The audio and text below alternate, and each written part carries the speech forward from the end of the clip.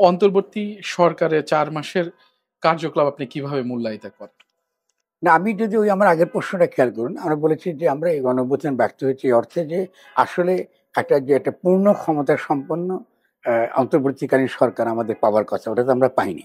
জি, আমরা পেয়েছি একটা সরকার, এটা শিথিল, এবং এই সরকারের চরিত্রটা হচ্ছে এটা একটা সেনা সমর্থিত উপদেষ্টা সরকার। কথা খেয়াল করবেন এটা।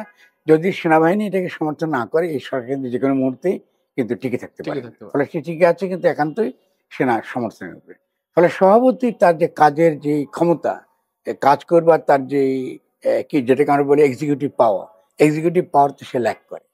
ফলে সভাপতি এটা রিফ্লেক্ট করে সর্বত্র।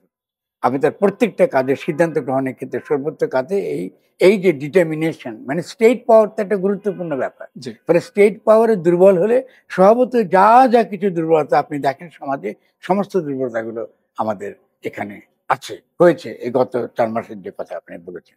তার মধ্যে আইন শৃঙ্খলার তো আপনার একটা আমরা দেখেছি সমস্যা, একটা সমস্যা। জিনিসপত্রের দাম বাড়ছে। কারণ আপনি সিন্ডিকেটকে যদি মোকাবেলা করতে চান, আপনাকে খুবই শক্তিশালী স্টেট পাওয়ার লাগবে। জি, এখন এই সিন্ডিকেটকে আপনি অতি সহজে আপনি কি করতে পারেন? আপনি যে মোকাবেলা করবেন, সে মোকাবেলা করার মধ্যে এক্সিকিউটিভ পাওয়ার কিন্তু আপনার নাই। না, আপনি যে ইচ্ছা করে পুরনো আইন বাদ দিতে পারেন, বা বিভিন্ন আমদানি রপ্তানি যে সকল এই কি বলে বিদ্যমান যে ব্যবস্থা, এটা যে আপনি হস্তক্ষেপ করতে পারেন, আপনি সিদ্ধান্ত নিতে পারেন, সেই সিদ্ধান্ত নেবার আপনার ক্ষমতা আপনার নাই। ২ নম্বরটা আপনি খেয়াল করেন, জি, তারা কিন্তু নিয়েছে একজন উপদেষ্টা, তিনি কিন্তু ব্যবসায়ীদের তরফ থেকে। That's a very bad decision. কারণ ব্যবসায়ীদের প্রতিনিধি আকারে নেওয়া মানে কি? আপনি অলরেডি যেটাকে বলে কনফ্লিক্টস অফ ইন্টারেস্ট। ইনি তো ব্যবসায়ীদের স্বার্থ দেখবে, জনগণের স্বার্থ তিনি দেখবেন না। ফলে তার উচিত ছিল আরেকজন কোনো ইকোনমিস্টদেরকে ওই জায়গায় দেওয়া, বাণিজ্য কিংবা ইভেন ফাইন্যান্সেও যারা রিয়েলি ইকোনমিস্ট, যাদের কোনো ব্যবসা থেকে তারা আসে না। তারা ব্যবসায় বান্ধব হতে পারে, দ্যাটস ডিফারেন্ট থিং অলটুগেদার। আর ব্যবসা বলতে তো ভাগ করতে হবে, আমাদের বিনিয়োগ বান্ধব, এবং এখানে কর্মসংস্থান যারা তৈরি করে তারা, আর যারা শুধু ব্যবসা করে।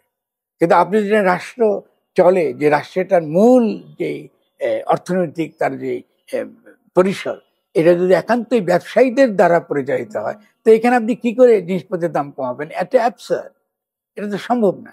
ফলে আপনি যেটা আজকে আপনি আসার আগে যে আমরা আলোচনা করেছিলাম, জি, জিনিসপত্রের দাম বাড়ছে, জি, এই সরকারের পক্ষে জিনিসপত্রের দাম কমানো আহ, খুবই কঠিন, যদি না তারা অবিলম্বে তাদের ক্ষমতাকে তাদের হাতে আরো না নিয়ে আসে। এটা নিতে হলে আপনাকে একটা পূর্ণ ক্ষমতা সম্পন্ন আপনাকে অন্তর্বর্তীকালীন সরকার লাগবে। ফলে আপনি খালি একতরফা সমালোচনা করলে আমাদের হবে না। জি। আমাদেরকে পলিটিক্যাল কন্ডিশনটা আমাদের একই সঙ্গে